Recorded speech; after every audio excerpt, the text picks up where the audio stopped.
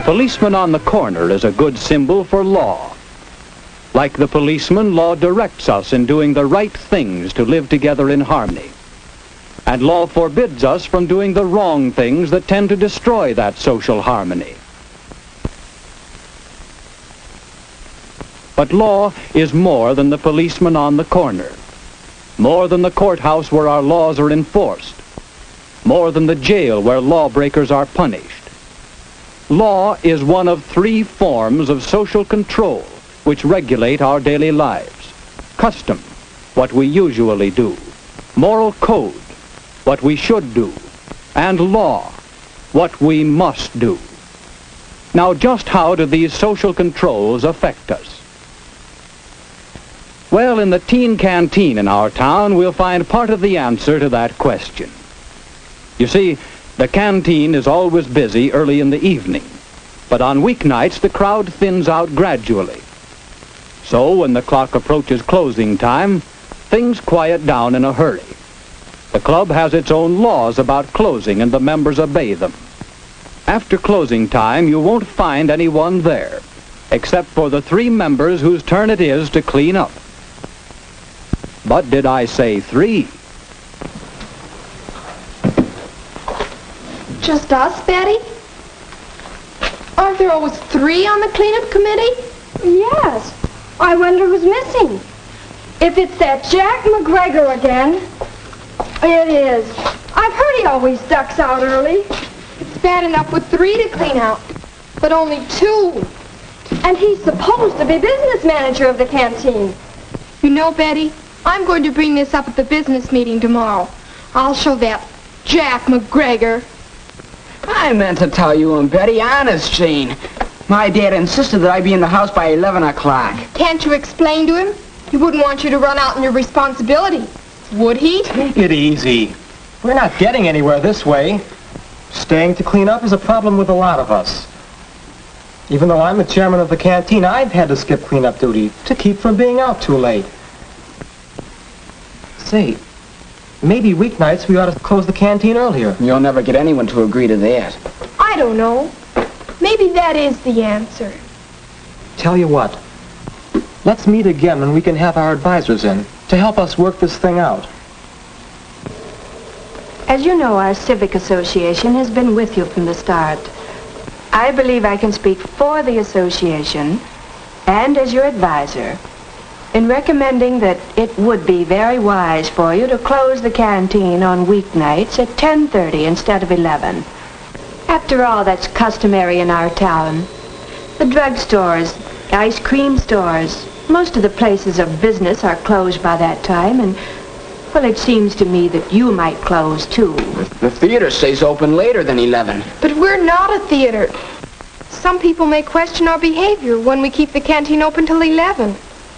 I don't think it's right for us to stay out so late. Who's to say what's right? We know what's good for us. Nobody has to stay here till 11 just because the canteen is still open. There's no law that says you have to stay or you have to go. You're a lawyer, Mr. Parks. There's no law, is there? No, Jack, I don't think there is. Now. But I have heard people talking about your late hours here. You'd better realize that the town could pass a law which would compel you to close at 10:30 or 10 or even 9. You see, whatever the community decides is best for itself usually becomes law. The community? Well, aren't we part of the community? Well, of course you are, Jack. But thinking of the community as a whole, well, I wouldn't like to see our town pass a curfew law, as some other towns have. Don't you think it would be better for the community and for you if the canteen were to pass its own law to close weeknights at 10:30? And so Jack is learning about social controls. It's customary, said Mrs. Brown. It's right, said Jane. It's the law, said Mr. Parks.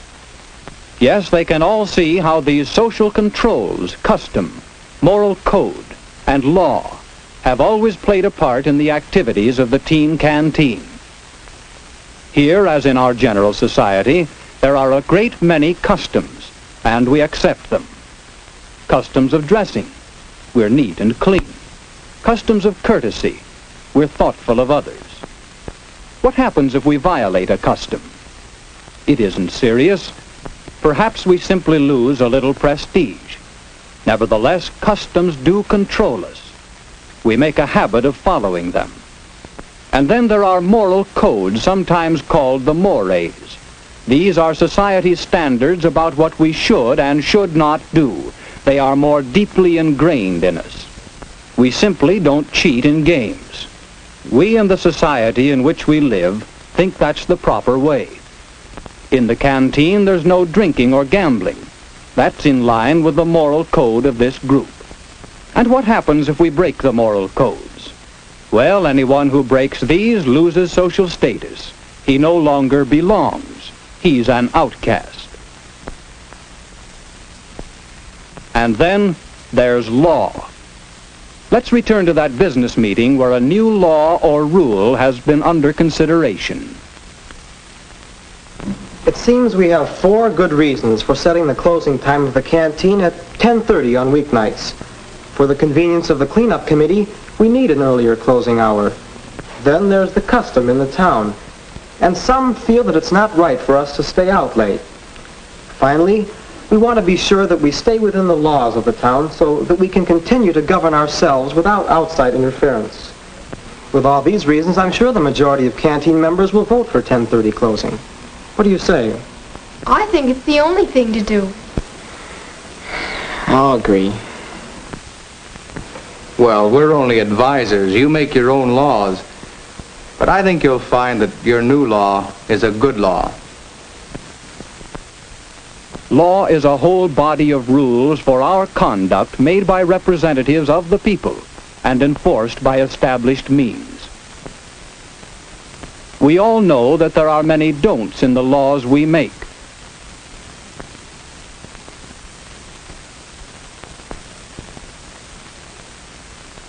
Law prohibits what the majority decide is wrong. Law directs what is agreed to be right.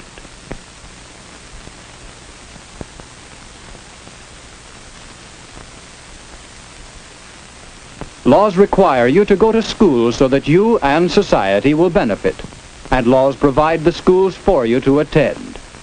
Thus, every day you come in contact with social controls, with custom, with moral code, and with law. Suppose this were you. What social controls affect you? Well, in your family, and your school, and your church. In your whole community, there are customs and moral codes which guide your actions. Many of these customs and mores are enacted into formal laws.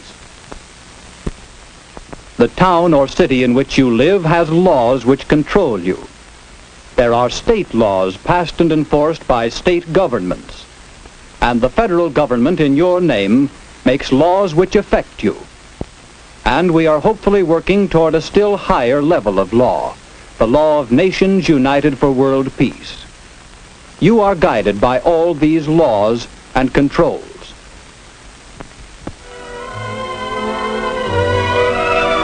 The new law for closing at 10:30 was agreed upon by a majority of the members of the teen canteen. The good law because it agrees with the customs, the moral codes, and the laws of this group and of this community. In a democracy, such laws and social controls belong to the people who live under them. These laws are yours, to make wisely, to change intelligently, to understand and live by.